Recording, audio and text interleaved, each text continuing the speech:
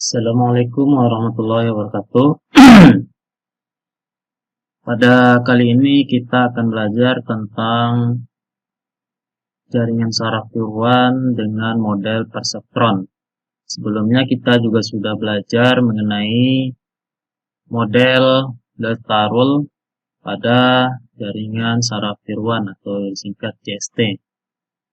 Adapun pada jaringan perseptron sebenarnya tidak terlalu jauh algoritmanya dengan model delta rule. Seperti yang sudah saya jelaskan pada pengantar pada video sebelumnya. Jadi untuk sekedar sedikit pengantar bahwa jaringan perseptron ini atau model perseptron pada jaringan saraf tiruan juga banyak digunakan pada penelitian-penelitian. Contohnya seperti yang terlihat pada slide, aplikasi pengenalan suara dengan metode jaringan saraf tiruan menggunakan model perseptron. Ini salah satu aplikasi atau penerapan pada perseptron pada bidang penelitian. Kemudian model perseptron juga digunakan sebagai pengenalan huruf Latin kapital. Ini penerapannya yang lain. Kemudian berikut adalah algoritma pelatihan model perseptron. Kira-kira hampir sama dengan model delta rule, di mana inisialisasi untuk bobot dan bias biasanya diberikan nilai 0. Kemudian yang membedakan adalah set learning rate-nya untuk alfanya antara 0 sampai dengan kurang sama dengan 1. Untuk penyederhanaan set sama dengan 1.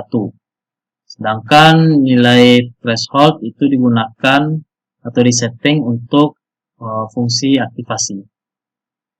Kemudian nanti set aktivasi unit input, di mana XI sama dengan SI. Kemudian untuk menghitung respon unitnya pada output, silakan saudara catat. Ini hampir sama dengan model head rule ya, atau delta rule kalau tidak salah. Dimana di sini y net atau nilai y-nya itu atau nilai net ya, netnya sama dengan sigma xi kali wi ditambah d atau bias, atau ini d biasnya depan sama saja sebenarnya. Kemudian untuk masukkan ke dalam fungsi aktivasinya berikut, mana fungsi aktivasi yang digunakan adalah fungsi aktivasi bipolar dengan threshold ya. Nah, di sini ada lambang threshold ya. Dimana untuk bipolar itu yang seperti kita ketahui bahwa nilainya antara min 1, 0 sampai 1. Dengan syarat berikut ya, bisa dilihat di sini. Akan dicatat atau dihafal. Baik, kemudian selanjutnya adalah, nah jika ya seperti model-model sebelumnya, jika nilai output itu tidak sama dengan T, maka model akan terus melakukan iterasi. Ya. Sedangkan jika Y sama dengan T, maka nanti proses iterasi itu akan berhenti. Ya. Nah, seperti yang terlihat pada keterangan nomor 3 ini, lakukan iterasi terus-menerus hingga semua pola memiliki output jaringan sama dengan targetnya. Jadi, output jaringan itu dilambangkan dengan Y, sedangkan target itu dilambangkan dengan T. Jadi, Y harus sama dengan T. Artinya, bila semua output jaringan sama dengan target, maka jaringan telah mengenali pola dengan baik dan iterasi dihentikan. Nah, itu berlaku untuk semua model pada jaringan sistem saraf tiruan. Baik, ini contoh soal yang pertama, bisa dilihat. Buat jaringan perseptron untuk menyatakan fungsi logika N dengan menggunakan masukan biner, sedangkan keluarannya berupa bipolar. Ya. Masukannya itu, kemudian pilih alfa, di mana nah ini alfanya ini kita setting, kalau diketahui kita pakai saja yang ada di soal, kalau tidak diketahui silahkan di setting atau dicoba sendiri ya. Nah, masukannya adalah biner, berarti masukannya adalah nilainya kalau nggak 0, kalau nggak 1. Sedangkan keluarannya adalah bipolar, ya, artinya dia -1 atau 1. Ya, bisa dilihat sini targetnya adalah nilai -1 dan 1. Sedangkan fungsi aktivasinya bisa dilihat di bawah ini. Ini bentuk arsitektur jaringannya, ya, kira-kira seperti ini.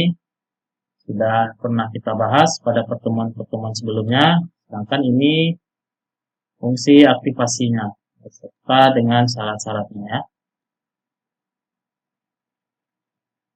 Nah, dari sini kita bikin tabel supaya lebih enak dan lebih gampang untuk dianalisa. Ya, seperti pada delta rule ini ada masukan di sini, masukannya ada x1, x2 dan alpha. Kemudian target itu t, tadi seperti di soal, ya.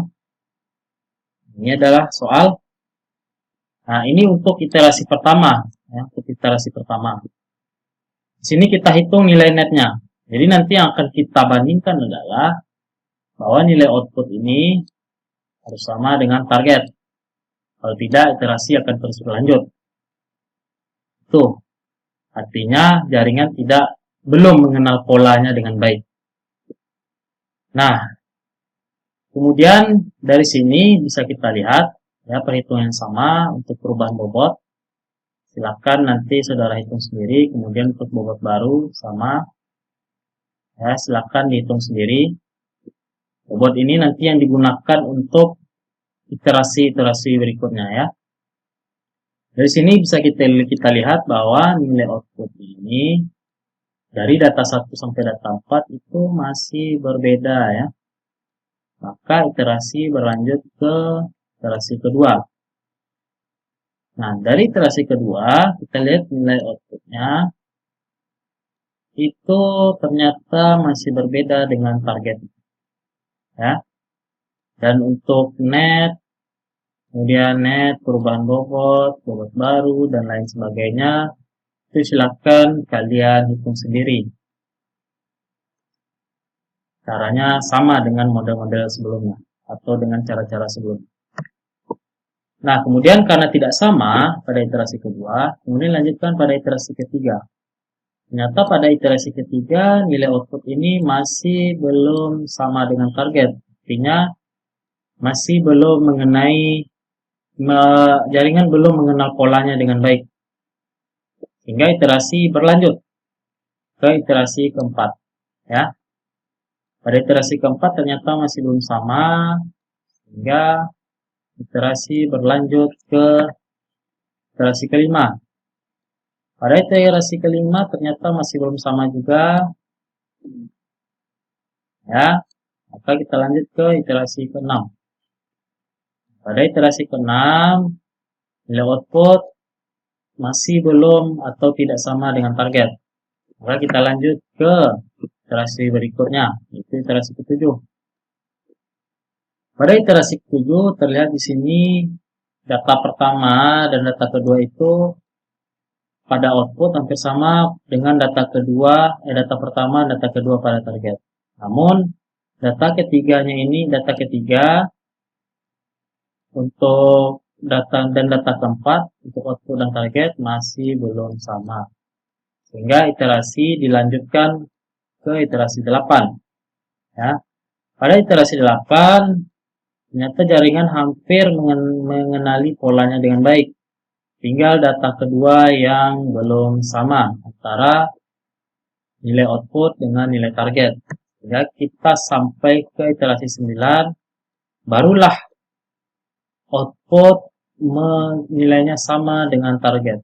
Maka sampai di iterasi ke-9, jaringan baru mengenal polanya dengan baik, ya.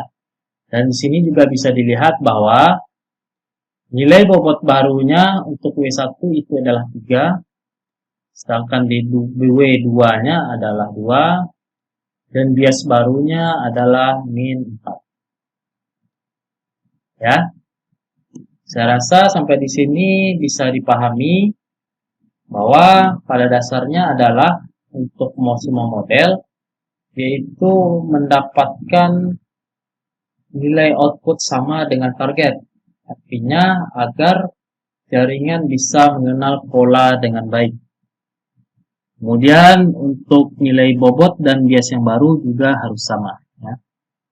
Silakan kalian coba ini untuk contoh soal, di mana di sini nilai alfanya adalah 0,8, sedangkan thresholdnya adalah 0,5. Silakan dicoba diisi tabel-tabel kosong berikut ini, ya. Sampai iterasi berapakah dia nanti akan sama nilainya antara nilai output dengan nilai target. Kemudian berapa bobot baru dan bias baru yang diperoleh, ya. Nah, kemudian bagaimana nanti hasilnya ketika alpha atau learning rate-nya 1, sedangkan nilai threshold atau ambang batasnya itu adalah 0,1. Caranya sama dengan yang diberikan tadi. Ya, baik, saya rasa cukup video kali ini. Selanjutnya kita akan membahas tentang hetero-associative memory dan bidirectional associative memory atau singkat dengan BAM. Jadi sekian untuk pembahasan atau penjelasan tentang jaringan saraf tiruan dengan model perseptron. Terima kasih. Assalamualaikum warahmatullahi wabarakatuh.